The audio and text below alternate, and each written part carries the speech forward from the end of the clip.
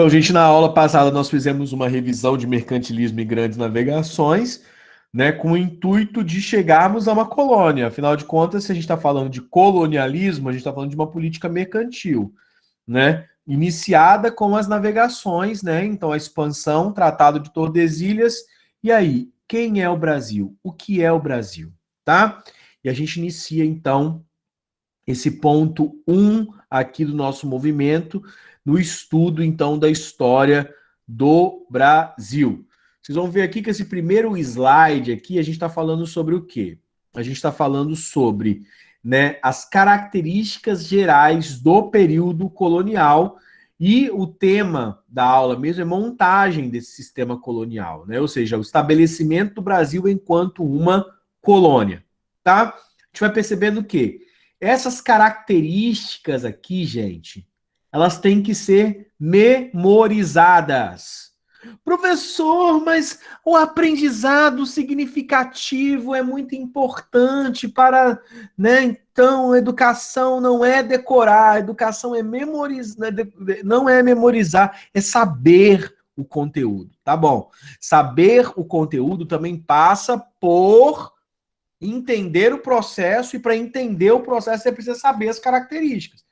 E aí, então, saber as características, saber isso aqui, então vou mudar aqui a palavra, saber aqui também é memorizar, tá? Por que você precisa saber isso aqui? Porque se você não consegue dar conta das características do período colonial, você perde 300 anos de história do Brasil, porque talvez você está decorando, na verdade, memorizando fatos. Você sabe lá o que aconteceu tudo na Conjuração Baiana. Você entendeu tudo da Inconfidência Mineira, mas não sabe que a crise provocada ali era uma crise desse sistema que está nas características aqui.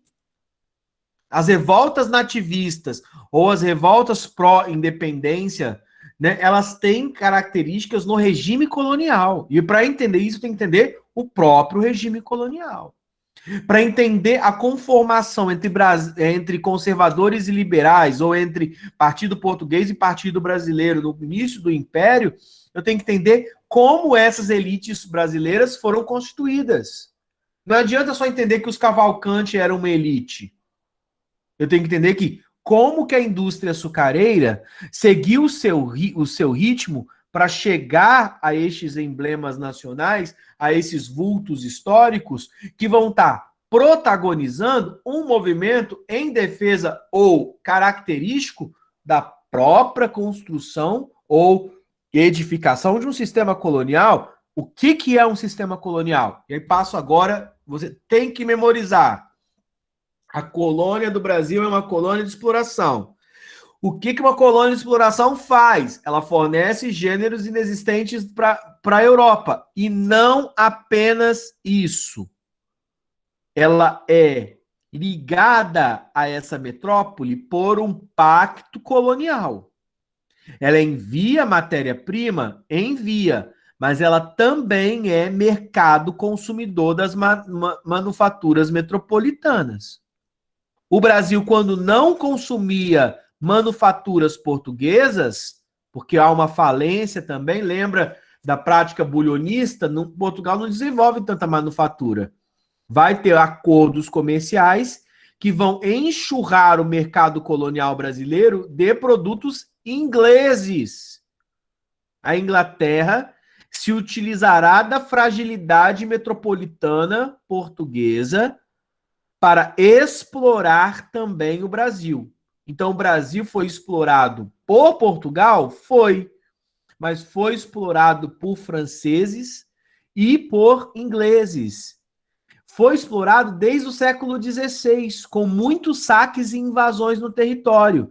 Não apenas por conta da formação da França equinocial com a invasão francesa no Maranhão, ou da França Antártica com a invasão francesa no Rio de Janeiro, não apenas com a exploração holandesa com um pacto colonial estabelecido no período de invasão da capitania de Pernambuco. A gente está falando, na verdade, de que o Brasil não se servia na sua gênese, no seu nascedouro, para o crescimento próprio. Portugal, Espanha, Espanha um pouco menos, Espanha de 1580 a 1640 se beneficiou da exploração brasileira no período da União Ibérica. Mas Portugal, Espanha, Inglaterra, França e Holanda tiraram muitas riquezas do Brasil. E isso chama-se pacto colonial. Só que eu estou falando aqui como se fosse um pacto colonial multilateral, né? Tem várias metrópoles explorando o Brasil. Não é. Eu estou falando que o Brasil foi explorado por todos estes países. Mas o Brasil, na verdade, ele teve como metrópole apenas Portugal e durante a União Ibérica, 1580 a 1640, quando se tinha a junção de Portugal e Espanha, controlada, obviamente, pelo príncipe Filipe II, né? E não só o segundo, o terceiro e o quarto, né? Foram muitos anos. Mas, enfim, o reinado dos Filipes e da União Ibérica que controlaram também o Brasil. Mas, basicamente, o Brasil é uma metrópole, é controlado, é uma colônia controlada pela metrópole portuguesa. Por quê? Porque Portugal tem o monopólio. Pólio, poder. O poder unitário, o poder único, somente a metrópole portuguesa controla o Brasil. Tá? Mas isso tem que ficar na cabeça de vocês. Isso é uma colônia de exploração com um pacto colonial rígido. Rígido. Tá?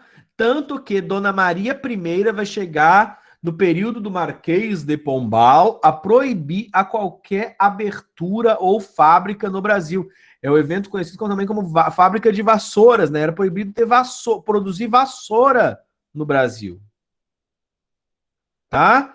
Então, às vezes fala assim, mas vocês são um país atrasado. Eu falo, óbvio, ó, o julgo secular de dominação do Pacto Colonial Europeu e de exploração para com o Brasil.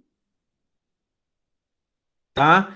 Então, características gerais do período colonial. Colônia de exploração, fornece gêneros inexistentes na Europa. E pacto colonial tem um monopólio de comércio da metrópole sobre a colônia. Então, fornece e é mercado consumidor ao mesmo tempo. Colônia de exploração, pacto colonial.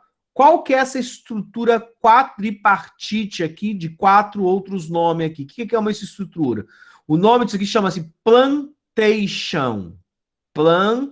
Escreve como? Plantation, que é o quê? Monocultura de agroexportação baseada na grande propriedade de terra e no trabalho escravo. O que é uma colônia, então? Além de ser uma colônia de exploração que fornece produtos para a Europa, obviamente é controlada por um pacto colonial de monopólio comercial. Mas ela é uma plantation, monocultura de agroexportação baseada na grande propriedade de terra com trabalho escravo. Professor, não entendi. Repito, monocultura de agroexportação com trabalho escravo e baseada na grande propriedade de terras.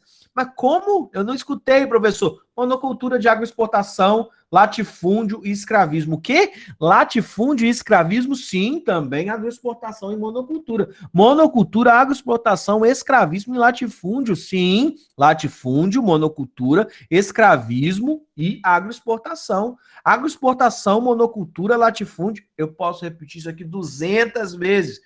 Por que é necessário repetir isso tanto? Porque essa estrutura, durante todo o período colonial, é a estrutura do Brasil. E a propósito, tá tatuado no cérebro, né, Sofia?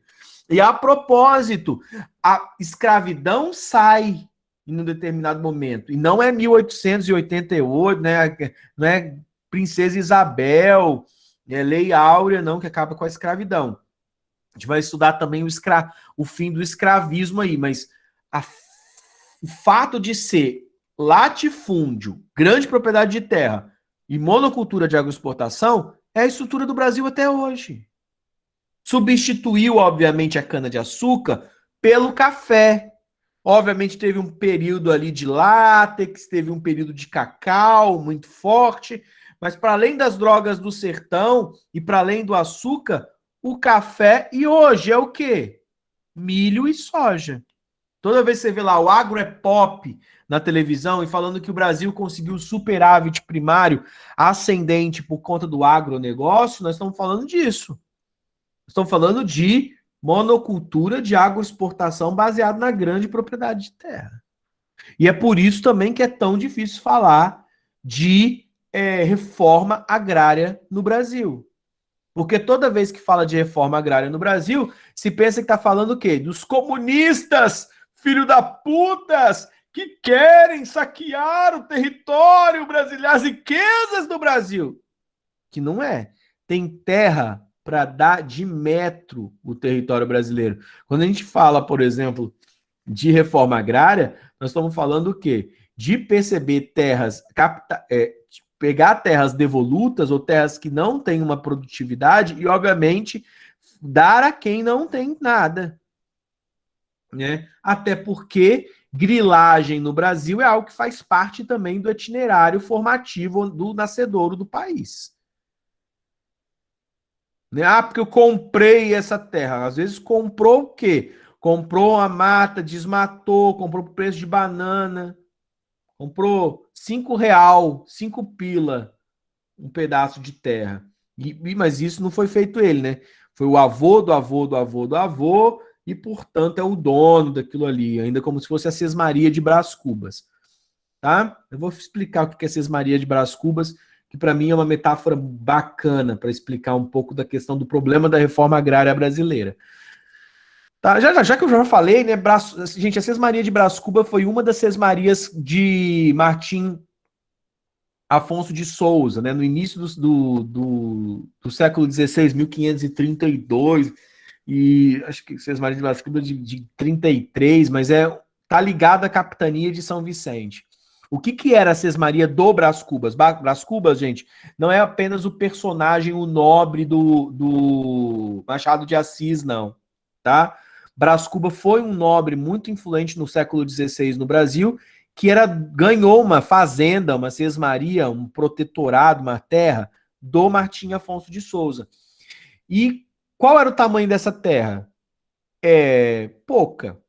Hoje é a cidade de Santos, em São Paulo, com todo o porto de Santos, a cidade de Santos, mais Cubatão e São Bernardo, né? Isso era a pequena fazendinha de Brás Cubas.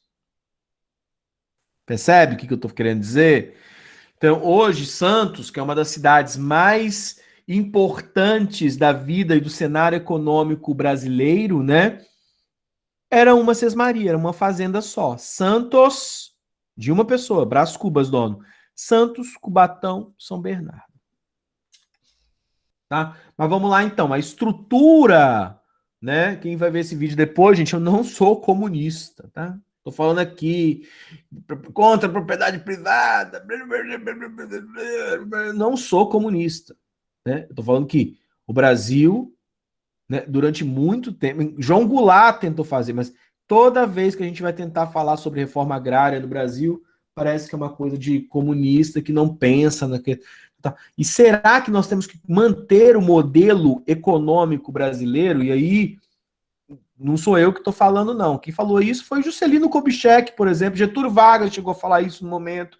Juscelino também falou, grandes presidentes. Será que o modelo apenas baseado na monocultura de agroexportação no latifúndio é aquilo que é característica econômica do Brasil? Será que nós não tínhamos que diversificar? E aí, então, todos os incentivos que se tentaram fazer durante a história do Brasil para que nós tivéssemos a agrocultura, respeitássemos o modelo agroexportador brasileiro, mas que incrementasse a cultura brasileira, a cultura econômica, né, a economia brasileira, com outras atividades. A China já mostrou e a Índia já mostraram um caminho. Óbvio que com uma desigualdade social tremenda. A Índia continua sendo um dos países mais pobres do mundo, mas com uma economia vigorosa, né, que diversificou o mercado.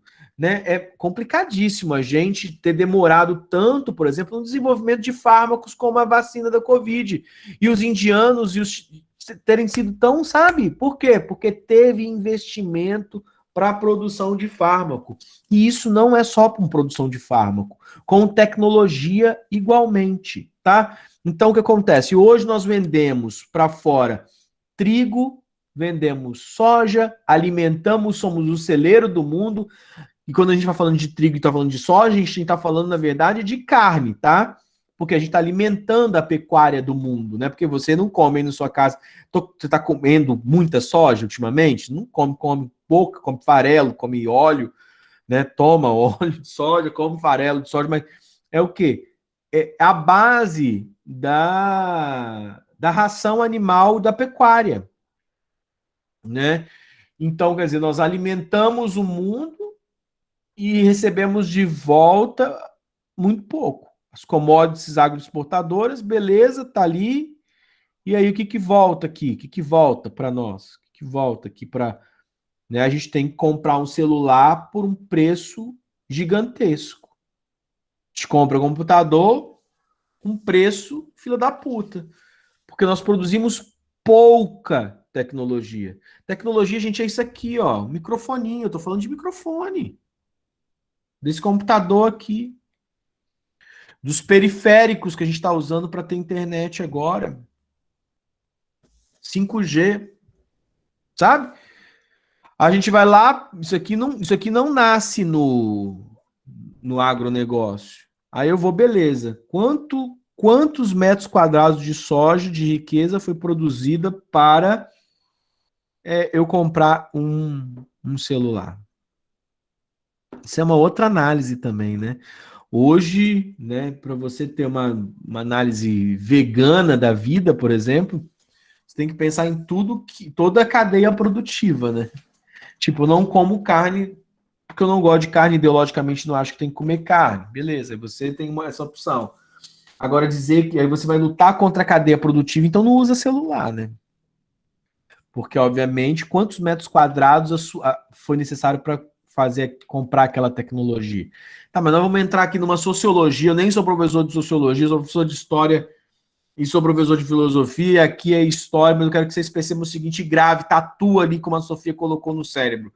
A colônia brasileira se fundou no pacto colonial rígido, ou seja, o monopólio comercial português, e no fato de ser uma colônia de exploração, ou seja, o fato de fornecer os gêneros produzidos no Brasil para a Europa. E aí lembra de 4 fatores: latifúndio, ou seja, grande propriedade de terra; escravidão, ou seja, trabalho escravo; numa monocultura, um produto de agroexportação que vai para fora, tá? Então, essas são as características do Brasil colônia, tá? Vai ficar durante quanto tempo isso aqui?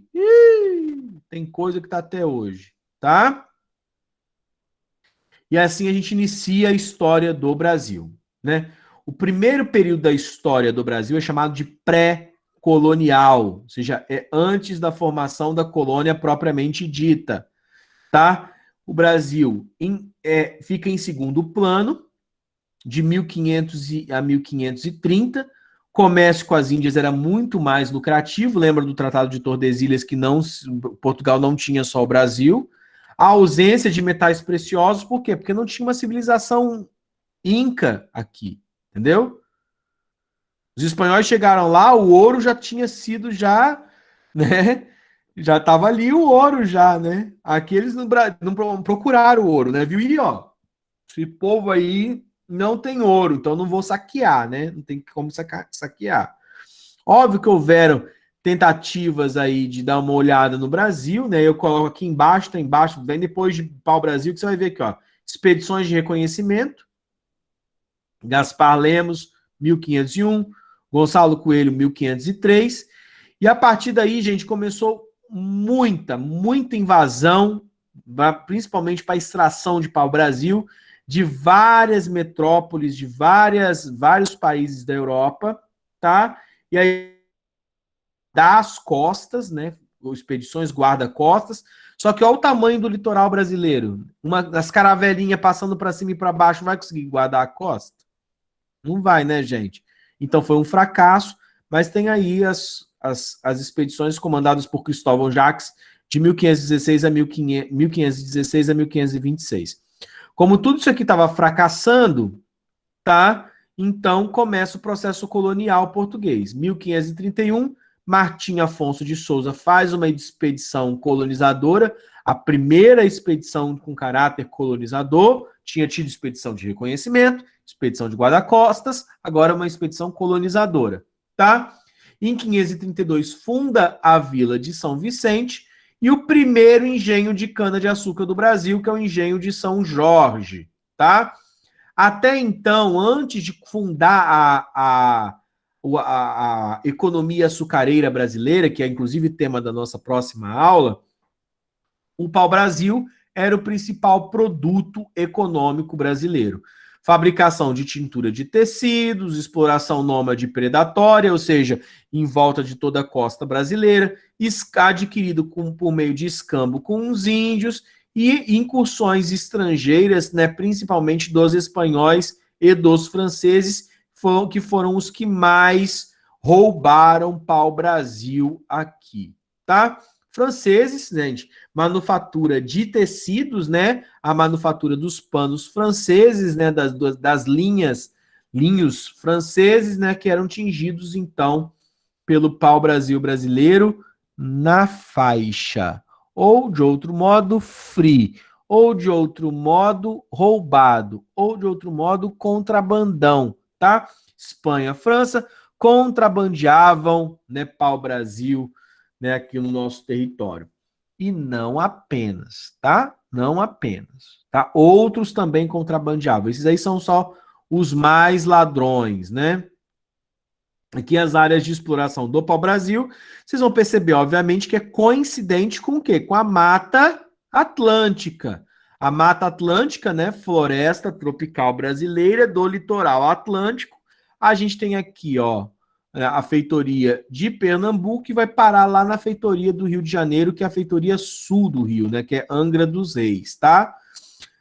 Esse mapa aqui é interessante a gente notar, primeiro para você ter uma condição de olhar o que é efetivamente o território brasileiro, porque aqui ó, tá o meridiano de Tordesilhas, né? E aí você consegue perceber o quê? Que nós estamos falando do Brasil nesse momento, que é basicamente São Paulo, olha aqui, ó, formado por feitorias, não são vilas, tá? Lembra a feitoria? Interposto, comercial, para fins específicos. Nesse caso aqui, as feitorias estabeleciam o comércio e a extração de pau-brasil, fortificavam e tomavam conta do território. Né? E aí aqui eu pego aqui, a feitoria do Rio de Janeiro, na verdade, era no sul do Rio de Janeiro, né? Angra dos Reis. E aqui a feitoria no norte do Rio, que é a feitoria de Cabo Frio, tá? Não é bem norte, não, né? Ainda tem aqui um bocado para se subir aqui. Pelo Rio São Francisco aqui, gente, lembra que o Rio São Francisco nasce em Minas Gerais e morre aonde? Qual é a foz do São Francisco? Morre nunca, né? A foz do São Francisco. Entre os estados de Sergipe e hoje Alagoas. Então você consegue perceber aqui, ó, feitoria de Todos os Santos, né, Bahia, que é gigantesca, era muito maior a costa, né, baiana. Vai ser, inclusive, são 3 capitanias baianas que vão surgir, tá? A capitania de Porto Seguro, a capitania de Ilhéus e a capitania da Bahia, propriamente dita, que aqui é de Todos os Santos, a feitoria de Santo Aleixo né, que é hoje território paraibano, e a feitoria de Pernambuco, tá? Esse fato esse aqui é o nascedouro do Brasil. Antes de ter Sesmarias e de ter vilas, Pernambuco, Santo Aleixo, Cabo Frio, Rio de Janeiro. Como se dá a colonização? Né? Por que então Martim Afonso de Souza e por que então colonizar o Brasil? Óbvio, medo de perder a terra para invasores, decadência do comércio com as Índias, então precisava de recursos, e esperança de encontrar metais preciosos. E aí, então, em 1534, se institui definitivamente as capitanias hereditárias como estrutura administrativa do Brasil, colônia. Quantos lotes? 15. Horizontais, então, foram entregues pelo rei de Portugal aos membros da corte de sua confiança. Não adiantava ser um membro da corte, tinha que ter recursos para investir no território brasileiro, porque se tratava de um negócio, tá? Uma fonte de renda. Tá? Então, 15 lotes horizontais. Tinha uma estrutura ainda medieval. tá? A estrutura aqui não está rompida com a Baixa Idade Média. Do mesmo jeito que havia sucerania e vassalagem, essa sucerania e vassalagem, de certa forma, é interposta, não morreu ainda, às condições administrativas coloniais. Porque tinha uma carta de doação, que era um documento que transferia a posse da terra, igualzinho a carta de doação do sucerano para com o vassalo no feudo, e, obviamente, uma carta foral, que estabelecia o regramento, os direitos e deveres dos capitães donatários, tá? Vamos lá, carta foral, né? Foral, fórum, justiça, carta de direitos, estabelece a relação, né, de impostos, daquilo que é possível ser feito, né, pelo capitão donatário, o que é a obrigação da coroa portuguesa. Lembrando, né, já coloquei, né, capitão donatário é aquele que recebe o favor da coroa portuguesa e ele vai criar, então, uma relação de obrigações com essa coroa, tá? Gente, a estrutura é tão próxima que o Boris Fausto fala que os impostos que tinham que ser pagos eram feitos como se fossem banalidades, que era um imposto tipicamente medieval, né? Você pagava o tributo, pagava banalidades, que era pagava um sistema de tributação por conta daquilo que você fazia dentro da sua capitania. Mas vamos lá. Quais são os direitos do capitão donatário? Aplicar a justiça, então ele era o deus da justiça, inclusive com pena de morte. Ele decidia quem viveria, quem morreria, quais eram os crimes. Então tinha um sistema de justiça que era próprio do capitão donatário. Ele podia escravizar os índios, colocá-los para trabalhar dentro da sua capitania. E aí o que acontece? Inclusive ele podia mandar para a Europa índios, tá? Só que era limitado. Ele podia mandar 30 índios por ano para a Europa, para servir como escravo europeu, ou enfim, para trabalhar lá na Europa, tá? E doar sesmarias. O que são as sesmarias? Aí mais uma questão do colonial, né? Que é, inclusive, que refere-se ao medieval de novo. Lembra que os vassalos poderiam também ser suceranos de outros vassalos? Então, quer dizer, o capitão donatário não vai dar conta de toda aquela extensão de terra. Então, ele pegava alguém que era mais pobre que ele, enfim, ele pegava alguém que era da confiança dele e que estava disposto a colonizar o território e doava sesmarias, que é uma espécie de área de controle. Não é uma fazenda, né? Uma sesmaria não é uma fazenda propriamente dita. Eu usei esse termo, mas ele não é o mais correto. É a oportunidade de colonizar também uma área em que o líder maior é o capitão donatário, ao qual ele vai prestar homenagem, né? Então, esse vassalo do suzerano capitão donatário é aquele que vai receber uma sesmaria e vai colonizar aquela sesmaria ali, né? Obviamente, vai fazer o engenho de açúcar, vai plantar açúcar, vai fazer extração de pau-brasil, ou vai fazer pecuária, ou vai fazer extração de drogas do sertão, tá? Vamos lá. E quais são os deveres do capitão donatário? Primeiro, o capitão donatário não pode abandonar a terra. Ele pode controlar isso da Europa? Pode controlar da Europa, tá? Agora, o fato é, ele tem que colonizar. O lance é, nem todo mundo vai ter essa preocupação, alguns vão ter enormes prejuízos e a gente já sabe o final da história, porque vocês estudam isso já há algum tempo. As capitanias hereditárias não vão dar certo no Brasil. As capitanias hereditárias não dão certo, tá? E aí então, mas ele tinha que fundar povoados, cobrar impostos, obviamente, principalmente de quem ele doou uma sesmaria e defender o território para que não tivessem invasores, tá? O que a metrópole ganhava? Lembra que tem um pacto colonial rígido, né, um controle rígido. O que a metrópole ganha? O monopólio do pau-brasil. Professor, monopólio 100% sobre o pau-brasil, o que isso significa? Que o capitão donatário pega o pau-brasil e não ganha nada, tem que mandar direto para a metrópole? Não. Os lucros provenientes do pau-brasil, 95% era da coroa. Sobrava 5% só para o capitão donatário. Tá? À época, era muito recurso, mesmo 5%. Só que não era vantajoso por quê? Porque 100% do monopólio era português. Ou seja, chegasse um francês ali querendo vender o pau-brasil, podia vender o pau-brasil? Não podia.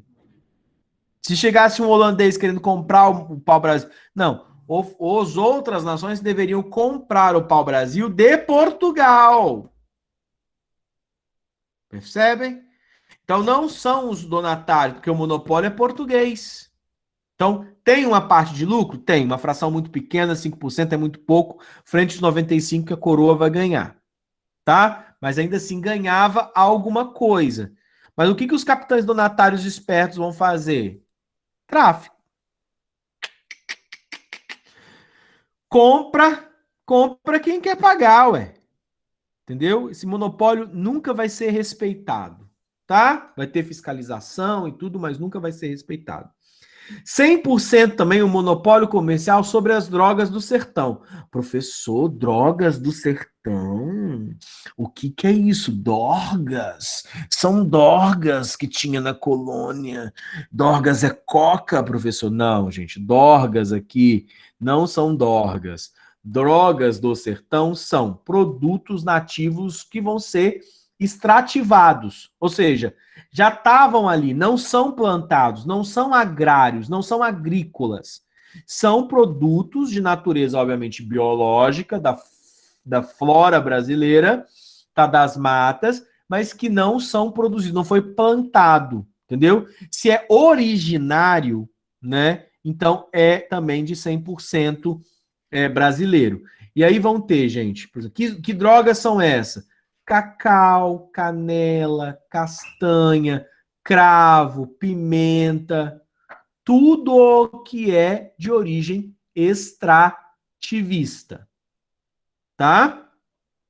20% sobre os metais preciosos e 10% sobre a produção agrícola. Aqui eu quero fazer um parênteses, já pensando numa aula que eu vou dar daqui a pouco, que é do período aurífero brasileiro. 20% de metais preciosos representa a infração quanto? 1/5, que é o imposto cobrado nas minas pela produção aurífera. Só que a gente parece que lembra do quinto como se fosse aquilo que incitou a revolta, aquele problema lá da Felipe dos Santos, as casas de fundição, né, que já ali, é porque tinha o Santos do Pau Oco, tinha a questão do contrabando, tinha um monte de coisa envolvido o ouro, principalmente quando a decadência do período aurífero na Vila Rica. Mas a questão toda é, o quinto sempre existiu desde 1534. Não é algo inventado porque achou ouro em Minas Gerais. Tá? O quinto sempre existiu. Tá? E 10% da produção agrícola. Aí, obviamente, nós estamos falando de cana-de-açúcar. E vão prosperar as capitanias que vão investir os seus esforços na produção açucareira. Porque o imposto é menor, e, obviamente, então, se o imposto é menor, lucro maior, vai ter algum rendimento, algo produtivo com relação à colônia, né? Motivos para aplicação desse tipo de organização, que são as capitanias hereditárias. Portugal já havia testado essa forma de administração em suas ilhas do Atlântico, tá? Cabo Verde já tinha tido, já falei com vocês. Transferência de despesas para particulares, Portugal não queria gastar nada com essa produção, e por conta, vou te dar a voz, Iris, e por conta dessa estrutura, dessa organização, a gente vai ter o fracasso das capitanias hereditárias, tá? Por quê? Porque faltava recursos, tá? E interesse da maior parte dos donatários, uma distância excessiva com relação à metrópole, problemas de comunicação, invasões estrangeiras, muitas invasões, Ataques indígenas, porque nem todo indígena recebeu a colonização de maneira pacífica, né? A gente tem, por exemplo, os índios tapuias, os aimorés, então, que vão ter muita resistência, alguns indígenas até, algumas tribos até de caráter canibalista, dificuldades com a lavoura, né? Porque tinha que ter toda uma estrutura própria para conseguir dar certo aquilo ali, e a pouca participação, né, no pau-brasil, que era o chamariz primeiro dos primeiros capitães donatários. Então, considera-se que a estrutura colonial baseada nas capitanias hereditárias, né, deu errado, tá? Com exceção para Pernambuco e para a capitania de São Vicente. As duas capitanias, Pernambuco e São Vicente, vão ser aquelas que vão prosperar. Iris? Oi, você pode voltar no slide anterior, quando você falou ali dos impostos? Uhum. Então, nessa parte que você falou do quinto, que surgiu, né, com as capitanias hereditárias, né, em 1534. Uhum. Mas, tipo assim, já tinha o imposto sobre o metal precioso, só que eles não tinham descoberto os metais preciosos, é isso?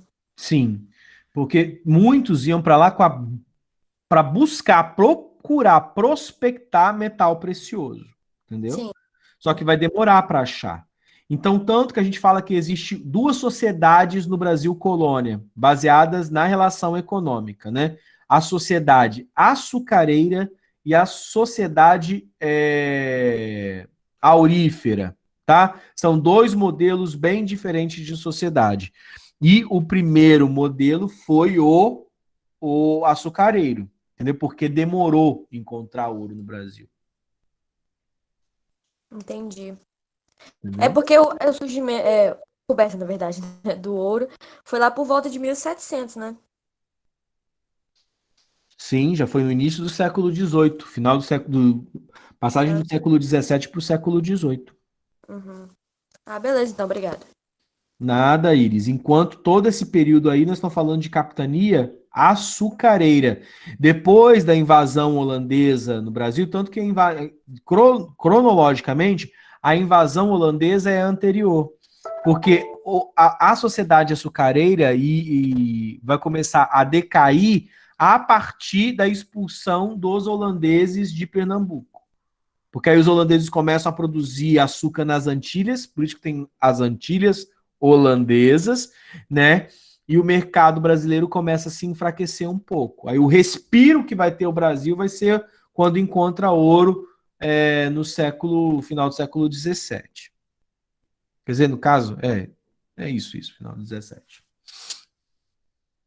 Perfeito? Ok. Uhum. Então, as exceções das capitanias que deram certo são, né, a capitania de São Vicente, né, aqui o primeiro quinhão de Martim Afonso de Souza, lá no pé do mapa, tá? Né, e a capitania de Pernambuco, que é a capitania de Duarte Coelho, tá? Características engraçadas ou interessantes aqui, ó. Vocês começam a entender duas coisas que eu quero mostrar para vocês. Uma, o tamanho da Bahia, né, que eram três capitanias, a existência da capitania do Espírito Santo, né, Vasco Fernandes Coutinho, que foi o colonizador, né, espírito santense, né, e aqui no norte, no extremo norte, o que vai ser o Maranhão, que depois vai se tornar, né, Grão-Pará, Maranhão e o Ceará, tá? Então, o desenho geopolítico das fronteiras dos estados federativos do Brasil, obviamente, tem uma relação aqui com essa situação, com essa estrutura aqui das capitanias, tá?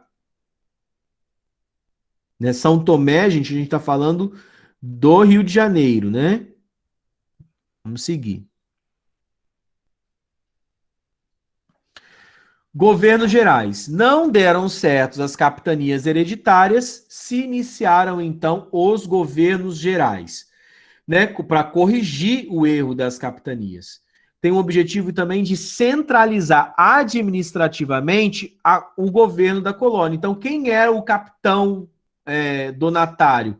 Alguém que deveria obedecer às ordens da coroa portuguesa. Só que não tinha coroa portuguesa no Brasil. Então, a gente vive um momento de descentralização. Até 1549. Então, de 34 a 49, só capitania hereditária, né? E aí o que acontece? De repente, Portugal fala: opa, vou mandar alguém aí pro Brasil. Aí acaba as capitanias hereditárias, professor. Isso é outra coisa. Tem gente que acha que porque começou os governos gerais, erroneamente entende que as capitanias acabaram. Não, as capitanias continuam ali, como unidades da Federação Colonial, tá? Só que a coroa portuguesa sai, né, e coloca um governador, um representante para organizar as coisas. Afinal de contas, Portugal estava vendo, poxa, deve estar tendo contrabando à beça.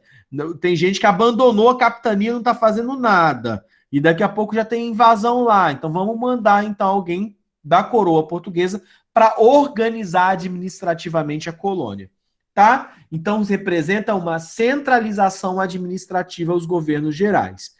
Vão ser 3 os governadores gerais, mas eles vão ter ministros, tá? Ajudantes. A gente não usa a expressão ministro, porque quem tinha ministros era o rei. E o capitão, então, capitão não, o governador, ele não tinha esse poder, mas ele tinha cargos auxiliares, que eram um ministro da Justiça, um ministro da Economia e um ministro da Defesa, um comandante de exército, tá?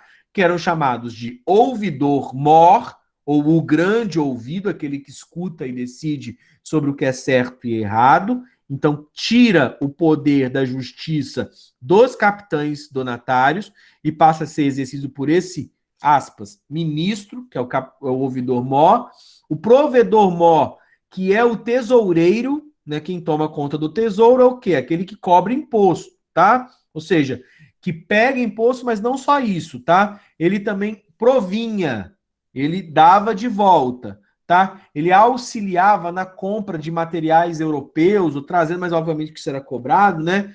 Para dar sustentação às necessidades das capitanias, né? Ah, essa capitania tá precisando de quê? Ah, tô precisando de armas, né? Tô precisando de pólvora, tô precisando, sabe, de equipamentos para o plantio, tá?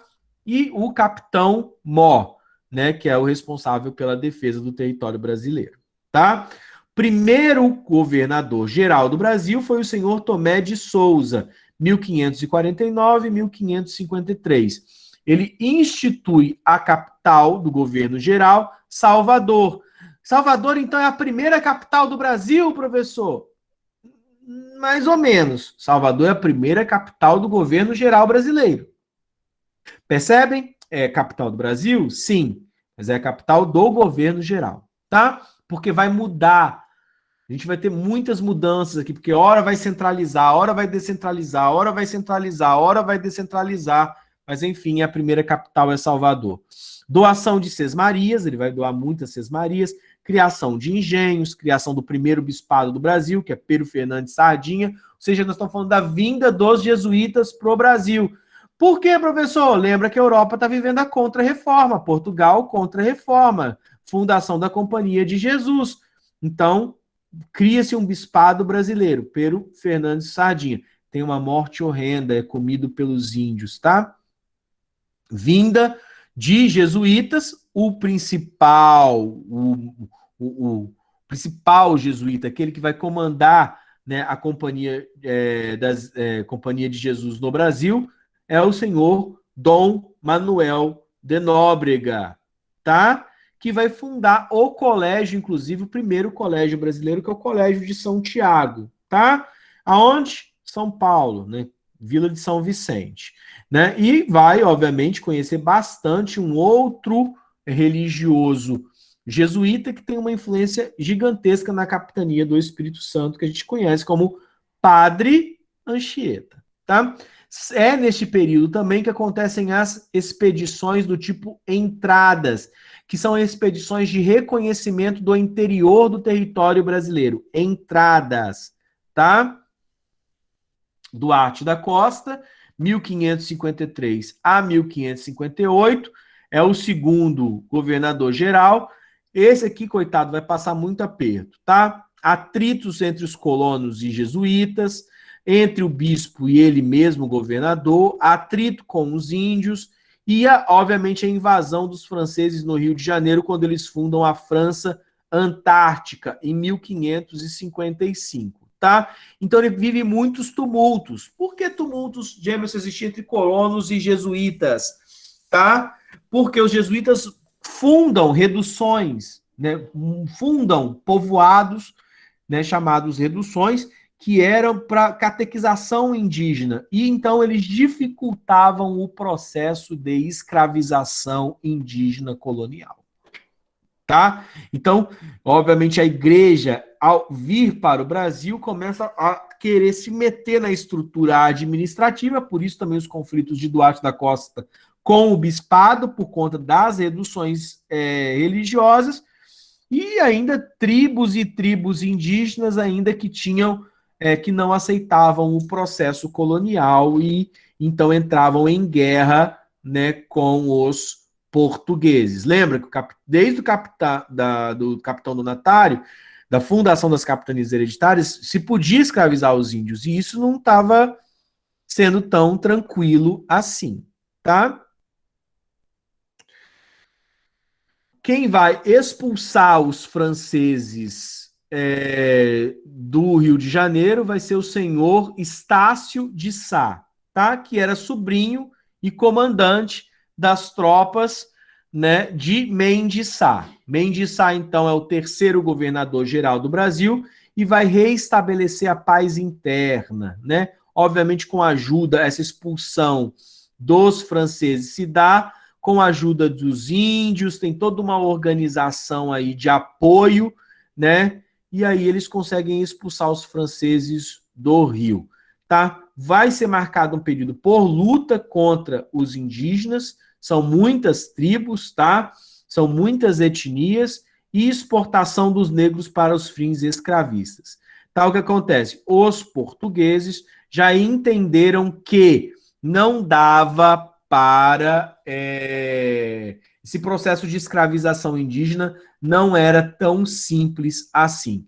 Se é um processo que não é tão simples, obviamente, eles encontram uma solução que é a escravização, né, dos negros e, obviamente, o tráfico negreiro.